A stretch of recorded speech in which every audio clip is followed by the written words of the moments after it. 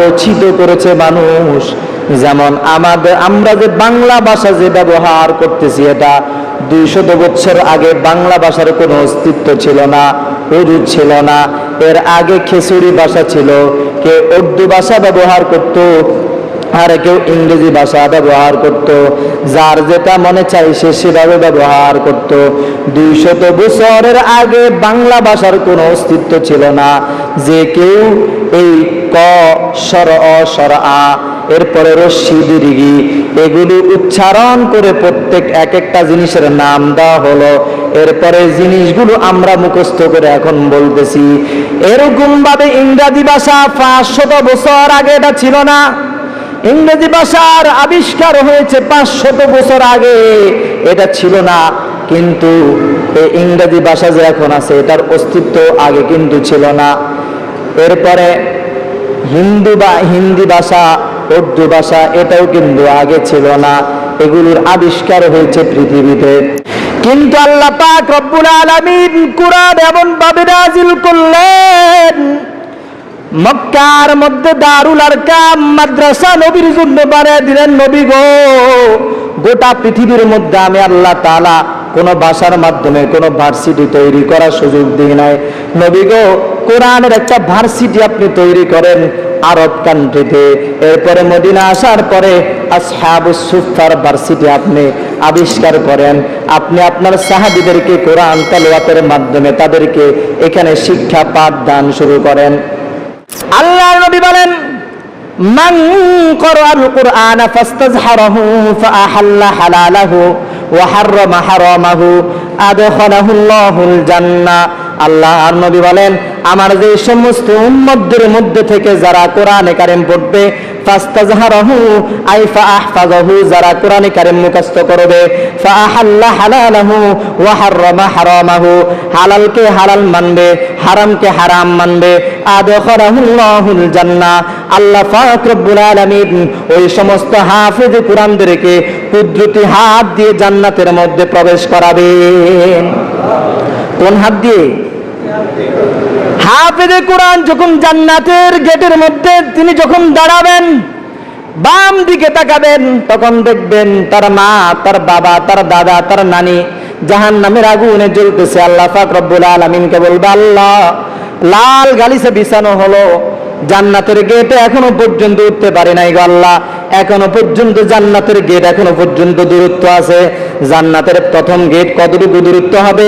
মুহাদ্দিসিনে কেরাম বলেন, মুফাসসিরিনে কেরাম বলেন, জান্নাতের এক একটা সিঁড়ি হবে, এক একটা সিঁড়ি হবে জমিন থেকে আসমান পর্যন্ত এতটুকু দূরত্ব।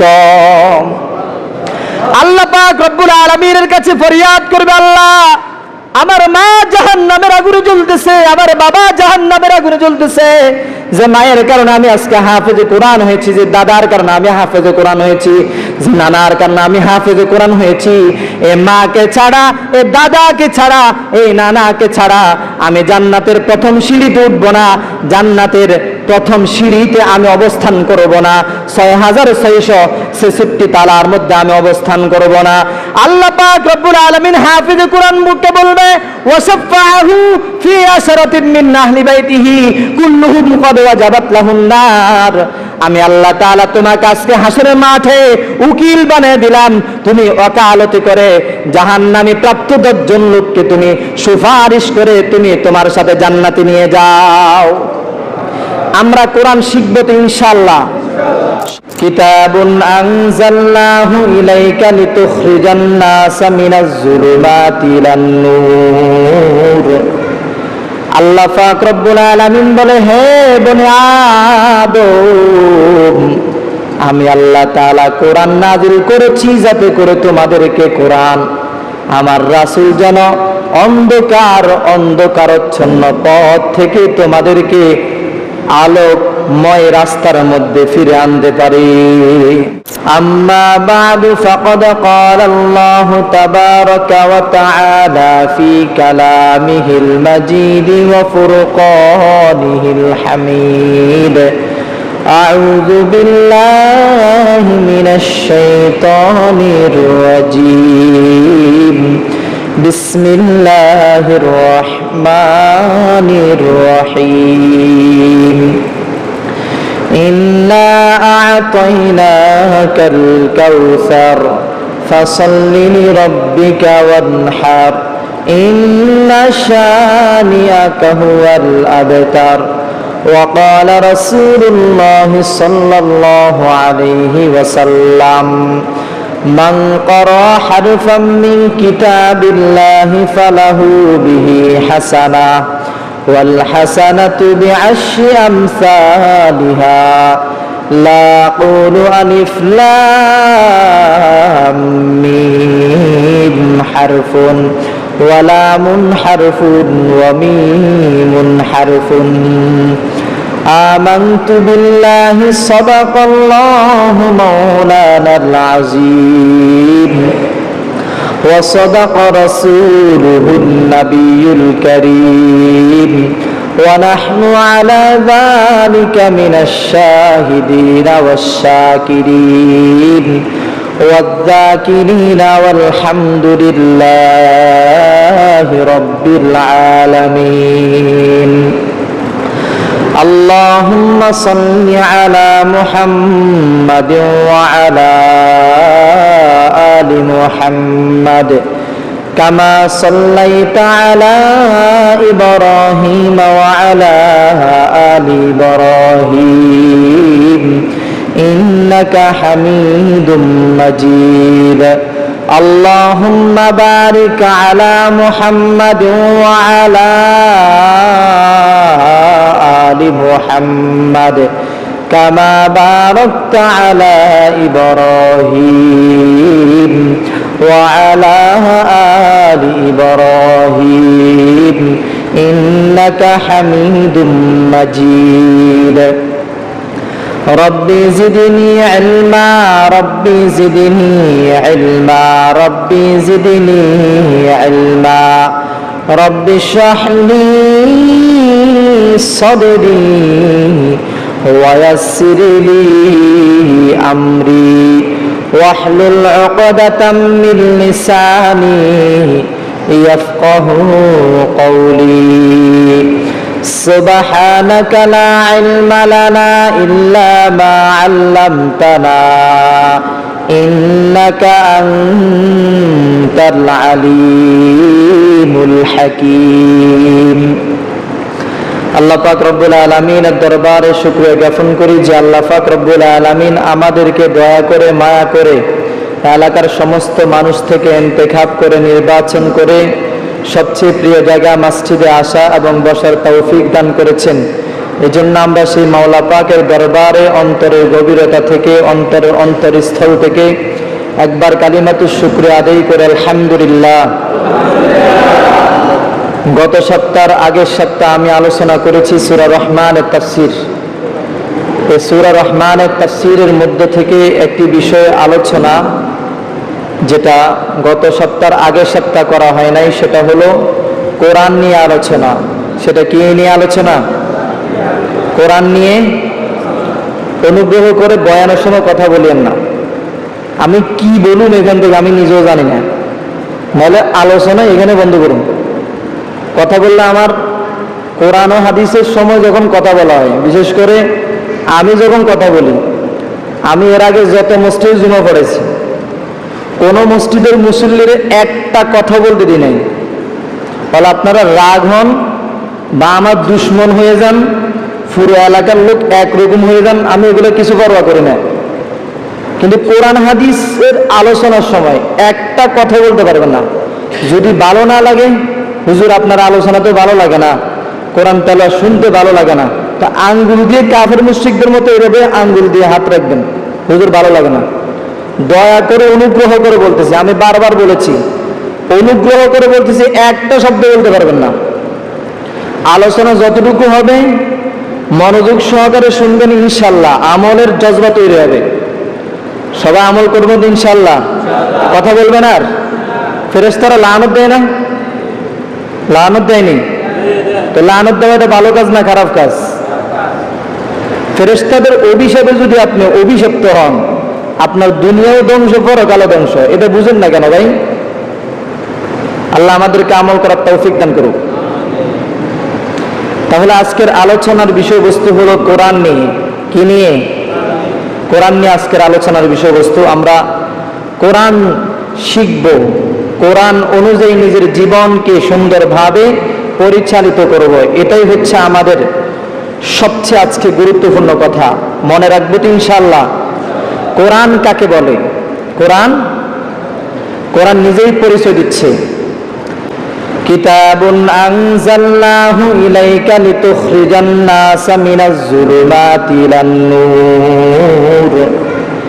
আল্লাহ পাক রব্বুল আলামিন বলে, হে বনি আদম, আমি আল্লাহ তাআলা কোরআন নাযিল করেছি যাতে করে তোমাদেরকে কোরআন আমার রাসূল যেন অন্ধকারাচ্ছন্ন পথ থেকে তোমাদেরকে আলোকময় রাস্তার মধ্যে ফিরে আনতে পারে। কোরআন কেমন একটি গ্রন্থ!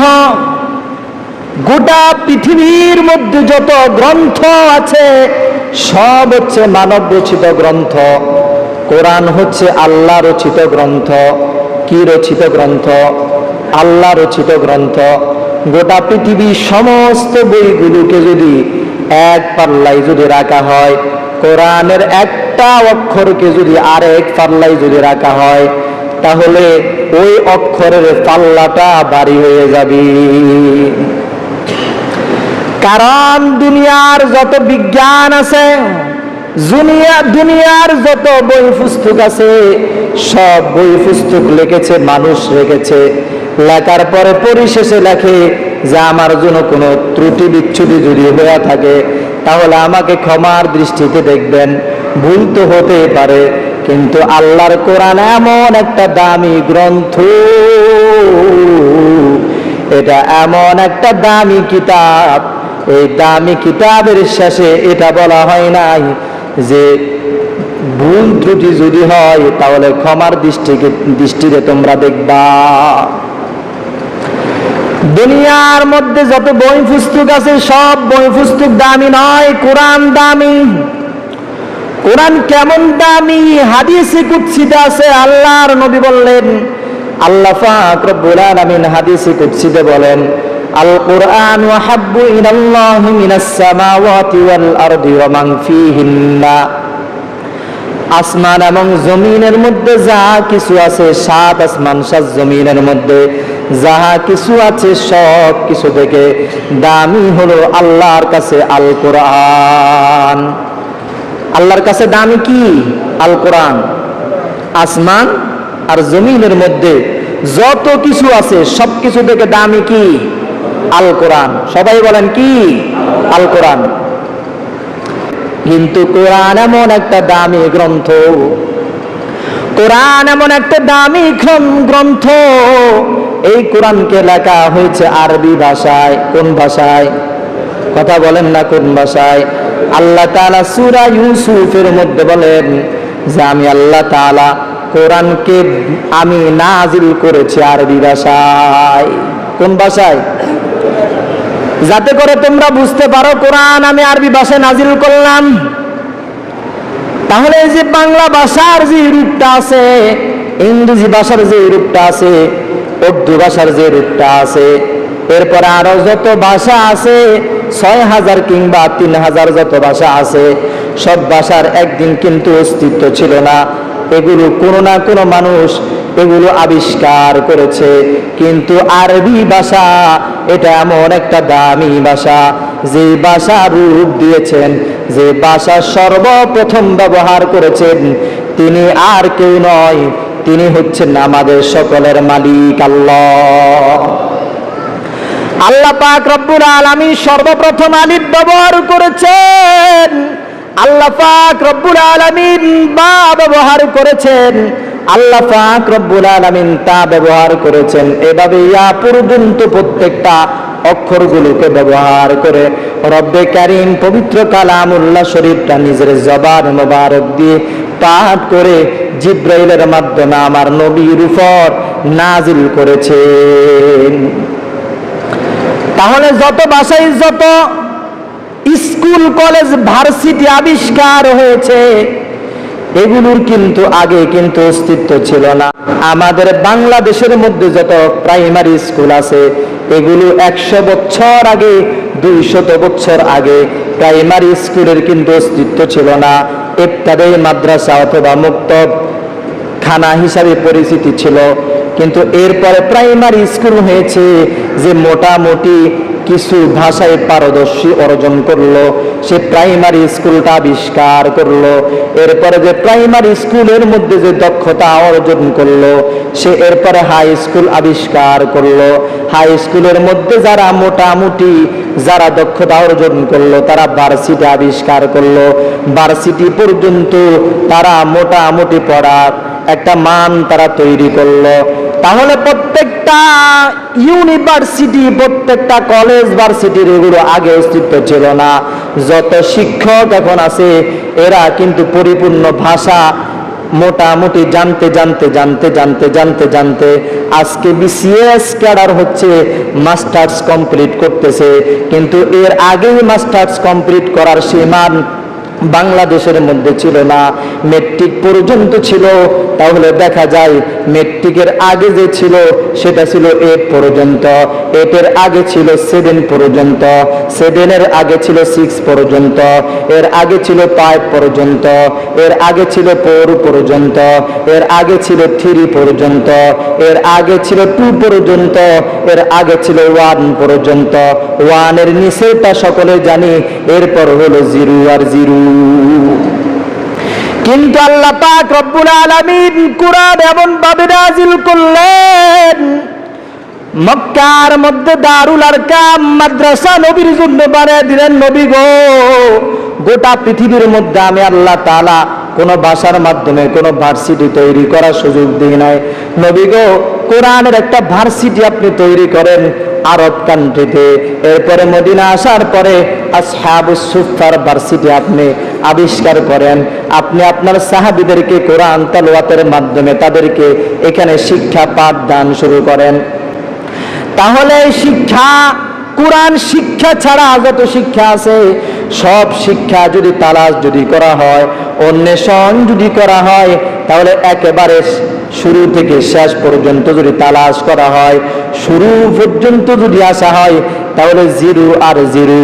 কিন্তু কোরআন যদি তালাশ যদি করা হয়, বাংলাদেশের মধ্যে যত হাফেজে কোরআন আছে, গোটা পৃথিবীর মধ্যে যত হাফেজে কোরআন আছে, বিজ্ঞানীরা জরিপ পেশ করেছে গোটা পৃথিবীর মধ্যে মোটামুটি হাফেজের সংখ্যা হলো 7 লক্ষের চাইতে বেশি। কত লক্ষ? কম না বেশি? কারা? যারা হাফেজে কোরআন। এদের ধারণা ভুল হতে পারে বাংলাদেশের মুসলমান বা অন্যান্য মুসলমানদেরকে, এরা হতে পারে তারা ভুল একটা সিদ্ধান্ত দিতে পারে, কারণ যত কমানো যায় তাদের জন্য ভালো, ঠিক না ঠিক? জরিপ করলে আরো বেশি হবে, ঠিক না ঠিক? বাংলাদেশের মধ্যে গোটা পৃথিবীর মধ্যে যত হাফেজে কোরআন আছে, এর আগেই যদি তালাশ করা হয়, এর আগে কারা এসেছে? এর আগে এসেছেন মুতাকাদ্দিমিন, মুতাআখিরিন, এরপরে আগে এসেছেন কে? তাবিন, এরপরে আগে এসেছেন কে? তবে তাবিন, এরপরে কে এসেছেন? সাহাবায়ে কেরাম, এর আগে কে এসেছেন? মুহাম্মাদুর রাসূলুল্লাহ সাল্লাল্লাহু আলাইহি সাল্লাম এসেছেন। এই নবীকে কে কোরআন শিক্ষা দিলেন? জিবরাইল আলাইহিস সালাতুস সালাম মাধ্যম হয়ে কোরআন শিক্ষা দিলেন। জিবরাইলকে কে কোরআন দিলেন? আল্লাহ। তাহলে যদি শুরু থেকে যদি শেষ পর্যন্ত যদি ধরা হয়, তাহলে আমার নবীর শিক্ষক হচ্ছে আল্লাহ তাআলা, নবীর শিক্ষক হচ্ছেন আল্লাহ তাআলা, সাহাবায়ে কেরামের শিক্ষক হচ্ছে মুহাম্মাদুর রাসূলুল্লাহ সাল্লাল্লাহু আলাইহি ওয়াসাল্লাম। সাহাবায়ে কেরাম তো নবীর ছাত্র, এবার তাবিনদের শিক্ষক কারা? সাহাবায়ে কেরাম। তবে তাবিনদের শিক্ষক কারা? তাবিনগণ। তবে তাবিনদের শিক্ষক কারা? তাবিনগণ। এরপরে মুতাকাদ্দিমিনদের শিক্ষক কারা? তবে তাবিনগণ। মুতাআখিরিনদের শিক্ষক কারা? মুতাআখিরিনদের শিক্ষক হচ্ছে মুতাকাদ্দিমিনগণ। এরপরে মুতাআখিরিনদের শিক্ষক হেরা শিক্ষক হচ্ছেন মুহাদ্দিসিনে কেরামদের। এরপরে ভারত মহাদেশের মধ্যে যত মুহাদ্দিসিনে কেরাম এসেছেন ওনাদের শিক্ষক হচ্ছেন মুতাকাদ্দিমিন মুতাআখিরিন উলামায়ে কেরাম। এভাবে যদি পেশ করা হয় শুরু থেকে শেষ পর্যন্ত, তাহলে কোরআনে কারীমের কোনো জিরু পাওয়া যাবে না। অন্যান্য যত শিক্ষা আছে এগুলো যদি তালাশ করা হয় তাহলে এগুলোর অস্তিত্ব, এগুলোর অজুদ পৃথিবীর মধ্যে একদিন ছিল না।